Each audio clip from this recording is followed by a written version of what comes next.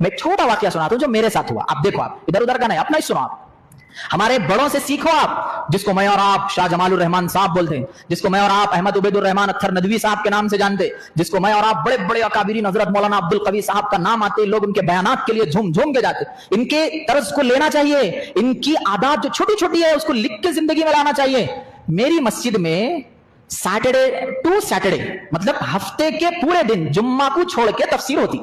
जुम्मा नहीं करता हूं तफसीर में, ओके, असर के बाद तफसीर होती। मैं क्या करा, एक बार तफसीर कर रहा हूं, वो तफसीर करने के बाद वो मेरे को मालूम ही नहीं है, वो बोलते ना यहां से यहां तक आज तफसीर हुई, आयत नंबर 12 से आयत नंबर 20 तक, ऐसा बोलते। वो मेरे जहन से बार बार निकलते गया, जैसा ही तर्जुमा आया तर्जुमा, फिर उसके बाद एक दो तीन बातें जो तफसीर की पॉइंट की रहती जमाने के एतबार से, वो बोल के मैं बात खत्म करता था। एक वहां पे एक माशाल्लाह मेरे बहुत अच्छे चीचा थे, वहां पे एक चाचा थे, उन्होंने मुझे 2 बार बोला, मैं याद ही गया मुझे कहना। तो उसके बाद उन्होंने क्या किया, मेरे उस्ताद मोहतरम को ये बात बताई। ये बहुत अच्छा काम किया उन्होंने, मुझे बताई तो मैंने ही सुना, मेरे को याद जा रहा था। उन्होंने क्या किया, उस्ताद मोहतरम को सुनाई।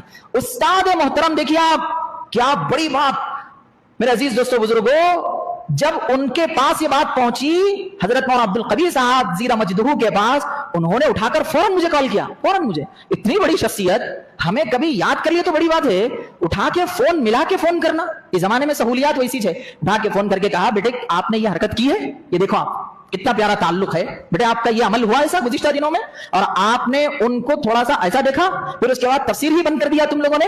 उन्होंने जुमेरात के दिन ये मामला हुआ, जुम्मा के दिन मेरी तफसीर नहीं होती, उन्होंने क्या समझ लिए, मैं कुछ बोला बोल के तफसीर ही बंद कर दिया बस्ती में।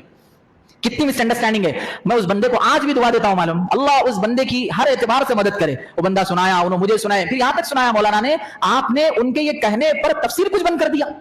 मैंने कहा आहा माशाल्लाह मौलाना, अल्लाह जज़ाए खैर दे आपको, इसीलिए आप पूरी दुनिया में आज चमक रहे हैं, इसीलिए अल्लाह आपका पूरी दुनिया में क्या कहते हैं उनको एक आला मेयार पे पहुंचाया है, ये होते हैं हमारे बड़े। मैंने कहा मौलाना नहीं, वो जिस वक्त मरहला हुआ वो जुमेरात का दिन था, जुमा के दिन मेरी तफसीर नहीं होती, यहां से जाने तक थोड़ा थका हुआ होता हूं, जिसकी वजह से उस दिन तफसीर बंद होती है। शायद उन्होंने इसको गलत समझ लिए। अल्लाह की कसम मेरे भाइयों बुजुर्गों, ये दोनों की आपस की सारी बातें हुई उनकी मौजूदगी में, उनका नाम लेके उन्होंने कहा मुझे। फिर उसके बाद वो बंदा इतवार के दिन आया और मुझसे कहा कि मैं आपसे माफी चाहता हूं।